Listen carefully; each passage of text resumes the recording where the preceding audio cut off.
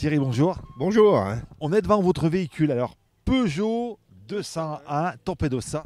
Torpedo commercial. 3 portes. Et normalement, il n'y a pas de banquette arrière. Mais comme c'est un véhicule sur la carte grise où il y a 4 places, j'ai le droit. Donc c'est un véhicule de 1930. Tout d'origine. Comment? Même la peinture. Hein. Même la peinture est d'origine. Ça a été repeint, mais c'est Ça a la été teinte d'origine. repeint, c'est la teinte d'origine. J'ai même le nuancier sur moi, même sur mon téléphone, pour prouver. Et le moteur, même le moteur, est d'origine, à part les soupapes que j'ai fait et le joint de culasse. Motorisation, c'est quoi là-dessus? Quel cylindrée? Combien de chevaux? Boîte 3 vitesses non synchronisée? Boîte 3 vitesses non synchronisée, bien sûr. Le moteur, c'est un 1100 cm3 latéral, 21-22 chevaux, ce qu'il en reste, quoi, comme on dit. les freins, donc, les Frein à tambour. freins à tambour et à câble. Du moins, c'est même pas des câbles, c'est des tiges. Et en plus, j'ai encore l'ancien système avec l'accélérateur qui est entre la pédale de frein et d'embrayage. Les vitesses sont inversées, bien sûr, par rapport aux autres. Donc, il faut bien se remettre, quand on reprend le véhicule, il faut bien se remettre dans l'idée que ce n'est pas pareil. Hein. Comment vous avez récupéré cette voiture? Comment elle est arrivée chez vous, cette voiture? Alors, vous êtes ancien mécano. Je suis ancien mécano. J'ai récupéré ce véhicule à Montélimar chez une personne qui avait une quinzaine de véhicules, qui avait ce 201, qui l'a gardé 10 ans et qui a fait 250 km en 10 ans. Donc je l'ai récupéré, qui était vraiment sain, pas aucune corrosion, rien. J'ai changé ici le plancher, j'ai mis un plancher en bois, j'ai tout refait. Même le volant est en bois, alors qu'il n'est pas d'origine. Parce que j'ai un collègue qui est menuisier ébéniste, j'ai un collègue qui est peintre. Donc à nous trois, on refait des voitures de temps en temps et on se fait plaisir. La sellerie a été refaite, tout ce qui est sellerie, tout ce qui est les portes, tout a été refait. Tout a été refait. Alors la sellerie, j'ai eu la chance de trouver du cuir de la même couleur que la voiture. Donc j'ai pu refaire le siège avant, le siège arrière qui n'y était pas d'origine, puisque à l'origine c'est une commerciale, mais sur la carte grise c'est une 4 places. J'ai pu mettre un siège arrière, et qui est d'origine Peugeot aussi quand même, et de la même teinte que le véhicule. Une voiture qui tourne 6 volts, en 6 volts, elle est en 6 volts. Toutes les Peugeot à partir de 1930 sont en 12 volts. Donc à l'origine, elle a 2 batteries de 6 volts en série, mais sont en 12 volts. Une voiture, vous parcourez combien de kilomètres par an avec? Alors jusqu'à présent, je parcourais entre 2000 et 2500 km par an, mais le problème, c'est que maintenant, j'ai 3 voitures.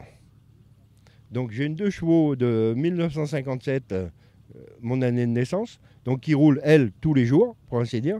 Et ma femme, je lui ai trouvé une petite réplique d'un véhicule anglais, qui est mieux parce qu'on peut partir le week-end, on peut partir plus loin, ça freine mieux, ça roule mieux. Donc maintenant, actuellement, quand elle fait 500 km par an, mais je la sors assez régulièrement. Voilà une voiture qui ne roule pas, une voiture qui s'abîme, il faut les faire tourner régulièrement. Vous l'avez fiabilisée au niveau allumage. On l'a entendu, elle démarre au quart de poil. Alors forcément pour un mécano, ça doit tourner au quart de poil. Il doit y avoir aucun bruit suspect parce que ce genre de voiture, ça fait du bruit. Alors ça fait du bruit, mais une voiture comme ça, si vous roulez régulièrement, vous n'avez aucun problème. Vous avez des problèmes si vous ne roulez pas avec l'essence. C'est malheureux à dire, mais maintenant, avec l'essence qu'on a, au bout de 6 mois, c'est tout pourri, comment dire, c'est mort. J'ai mis l'allumage est classique, hein, j'ai encore des vis platinées, mais j'ai mis un condensateur électronique que je fabrique moi-même. Oui, parce qu'on trouve plus de condensateur. On ne trouve plus de condensateurs, on en trouve, mais qui sont vraiment... on ne sait pas où ils ont été fabriqués, comme on dit. Donc je les fabrique moi-même parce que un condensateur électronique, moi ça me coûte 1,90 €. Hein. Donc je mets ça et c'est garanti à vie, hein, pratiquement. Donc ça fiabilise le véhicule. Je vidange toutes les années, même s'il a fait que 500 km. Parce que bon, c'est de l'huile On met de l'huile minérale, mais il faut savoir que l'huile minérale, elle se remplit d'humidité et d'essence qui coule du carburateur. Donc après, ce n'est plus de l'huile. Hein, donc on reste le moteur. Donc moi, toutes les années, je vidange, je nettoie, je fais ce qu'il y a à faire. Il en reste peu de ces voitures, sauf chez les collectionneurs. Les pièces, parce qu'il y a quand même des pièces spécifiques. Comment on fait? C'est des fabrications à l'unité? Alors les pièces, on trouve ce qui est mécanique au niveau moteur, les soupapes, les pistons, on les trouve encore. Hein. L'embrayage, c'est un embrayage presque normal, mais on refait faire les garnitures d'embrayage. Les freins, on refait faire les garnitures de freins. Il n'y a rien, à part les pièces carrosserie et la bâche, tout ça, il n'y a rien qui se trouve. On peut tout refaire. L'éclairage, bon, c'est du 12 volts. On trouve les ampoules, on trouve tout ce qu'il y a à faire. Bon, j'ai remis des clignotants sur les ailes avant pour mieux être vu quand même, parce que bon, on est limite des fois. Et non, il n'y a aucun problème au niveau pièces détachées. Une voiture comme ça, ça prend de la valeur, ça a pris de la valeur maintenant. Non, ça vaut plus rien. Les caisses, ce qu'on appelle les caisses carrées, tout ce qui est avant-guerre, c'est malheureux à dire. Alors, il y a quelques jeunes qui veulent bien reprendre un peu les véhicules qui sont dans la famille, mais le reste, non, ça vaut 2 fois moins cher qu'une 2 chevaux. 2 fois moins cher qu'une 2 chevaux. Allez, on va dire une 2 chevaux, ça cote à peu près entre 15 et 20 000 euros. Tout dépend de l'état du véhicule. Une 2 chevaux en très bon état, maintenant vous en trouvez à 20-25 000. Hein.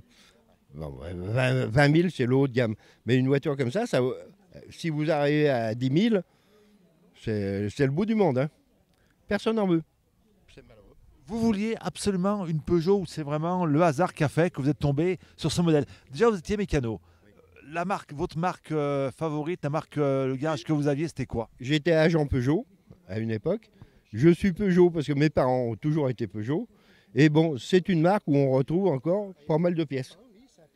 Donc, et puis, c'est un véhicule qui est quand même sympathique à voir, tout. Surtout quand on décapote, c'est agréable à rouler. C'est avant-guerre, mais bon, tout va bien. Tout va bien en tous les cas. Magnifique voiture. Merci beaucoup Thierry. Et puis longue vie avec cette voiture. À très bientôt sur les routes de la région. Et puis voilà. Merci beaucoup Thierry. Merci. Merci. Au revoir.